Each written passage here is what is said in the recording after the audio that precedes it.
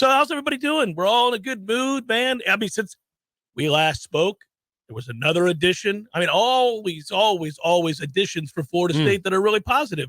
They got a new secondary coach, which you guys know I'm excited about.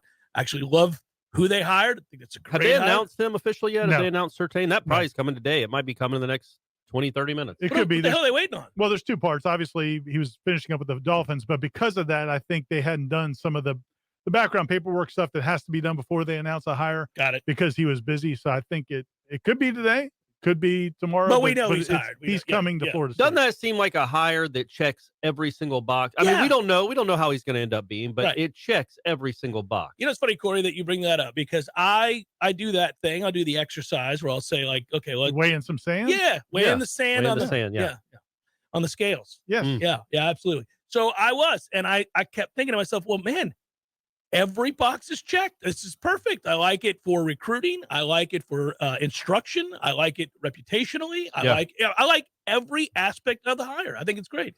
I'm probably a little biased too because, man, I loved him at Southern Miss. We're old enough. We watched him. We all watched him play. He was a beast. I'll admit I didn't watch him play at Southern Miss. I didn't either. I don't remember him at Southern Miss. Oh my God, he was a superstar. I was in tune with secondary players. Loved watching guys in the secondary that flew even around. Southern Miss guys in the late 90s. Well, he was an All-American. He was that was when they were pretty good, right? They were really good, and he was really good. He was talked about incessantly, not unlike his son. He was immensely talented, and he was great in the league. You remember him in the league? Yeah, I do. For sure. Okay, so yeah, he was a great player. And so I could have hired him maybe 4 years ago, then you get his son probably, right? I don't know, man. As bad as we were. Yeah, I was going to say, maybe he's not. Maybe even he's telling his kid, like, I don't know, man. Go to Alabama. You'll be all right. Wait till they get it figured out, son. Yeah, they were in it. I mean, his son did consider Florida State, and then he wisely did not consider Florida State. Unfortunately, I don't think he's got another one coming up in the class of 2024, 2025. So that stinks. But yeah, man, it seems walk like it would into be American Heritage and be like, kids, let's go. I got you. So I did look around, like I did some research because I didn't even realize he had coached at American Heritage and won a state title. Successfully won 3 of them. Yeah. And then I started looking around because it's 2023. The portal isn't going away. And I'm like, I wonder how many American Heritage guys the last few years were really good players that went to other places. And there's a lot of them. There's a lot of tentacles, American Heritage tentacles all across this country of good players, highly ranked defensive backs. Right. So just saying, maybe something happens after spring practice. Maybe something happens next year. But there's a lot of American Heritage guys out there. So the point is, the three of us, along with what I think is an overwhelming majority of Florida State fans, are really excited about him and about that hire. I also think so much of the transfer portal is about relationships, not just the coaches' relationships with players, but players and players. They're recruiting each other. This is like what we saw, we've seen kind of in pro sports to some degree, but I think it also happens at the college level. I've thought about it when I was writing about Justin Turnitin. Just wrote a story about him that people can read at warchant.com. But his 2 of the guys they just brought in are former teammates of his and Jamie Robinson's at South Carolina. So you got to think that what Justin Turnitin and Jamie Robinson and Keir Thomas said about Florida State resonated with Jaheim Bell and my man Edmond. Yeah, Edmond. There you go. The defensive end. Yeah, from the one that we just added. Yes.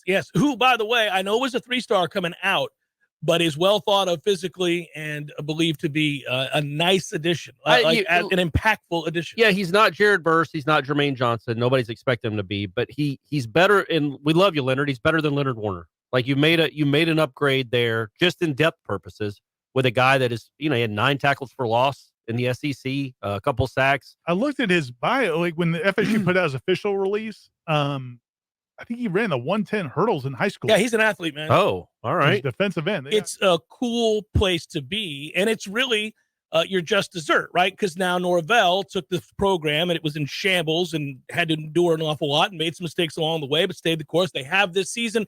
And now the doors open up. Now I can get an elite coach that a lot of people would like to hire. I can get a kid, and this other kid may have been somebody we had to take a year ago. Now I can turn him away and look at these other 3 that are basically saying they want to come. And this is a new place to be in for Florida State. Well, that part of the portal, that part of the portal, I was combined transfer portal to turtle. I like it. But that part of the portal that I do think is something we need to keep emphasizing is the numbers are similar. Last year they brought in, I don't know if it was 12, 13. It was double digits transfers, same as the year before. This year, it's going to be around that same ballpark, maybe a little less, but definitely double digits.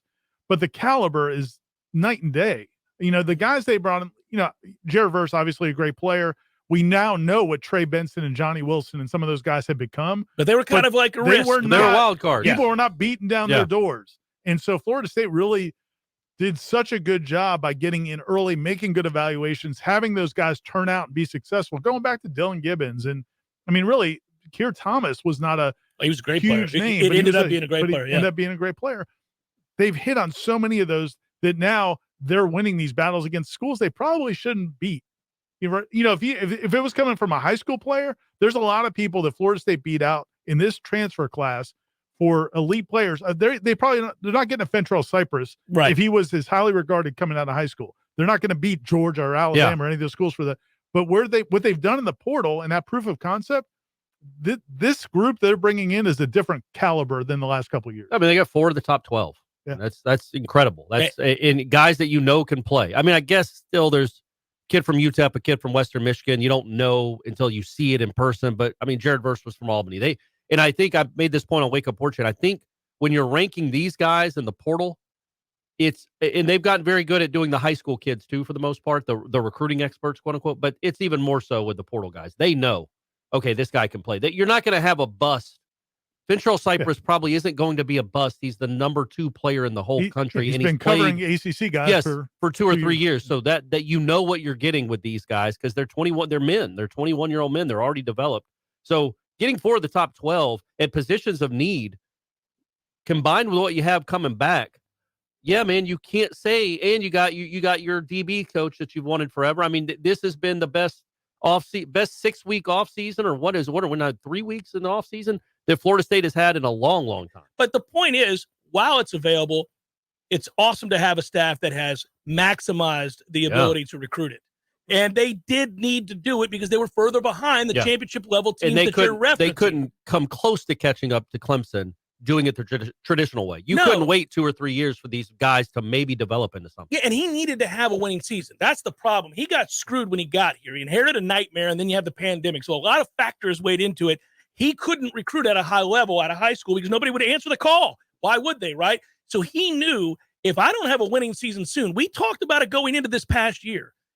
He was, in my mind, he was a dead man walking if they go 6-6. Not that they would have fired him at the end of the year, but that he would have never been able to get solid footing. He had to have this season, and he had it in large part because of the portal.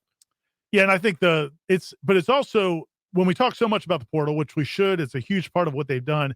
It provides an image that they're not also developing high school players. They are. If you look at position by position on defense, I think if you look at I don't have the number in front of me. I think it was 7 of the starters last year on defense were guys that started their careers at Florida State. It's not like this is all team portal.